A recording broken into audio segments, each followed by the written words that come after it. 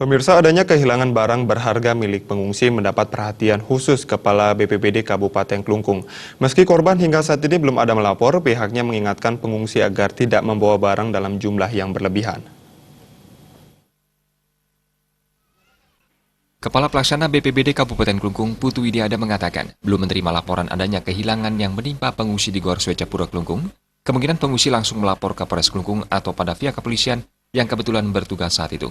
Putu Widiada kembali menegaskan telah mengingatkan para pengungsi berkali-kali dan sesuai dengan arahan Bupati Klungkung agar para pengungsi tidak membawa barang berharga atau uang dalam jumlah yang berlebihan karena akan menimbulkan niat buruk orang lain untuk mengambilnya. Akan lebih bijak kalau barang berharga atau uang dititipkan di bank terdekat sehingga tidak mengalami kerugian.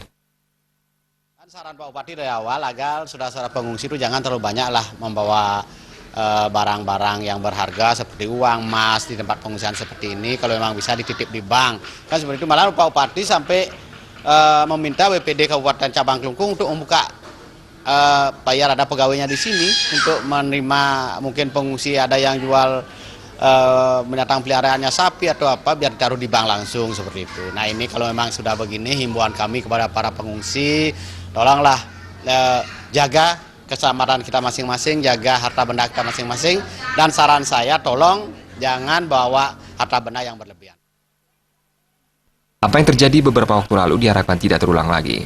Saat ini, Kalak BPBD juga terus menghimbau agar sesama pengungsi harus saling menjaga, sehingga tidak ada yang dirugikan. Pratnya Paramita dan Sufiatna, Bali TV.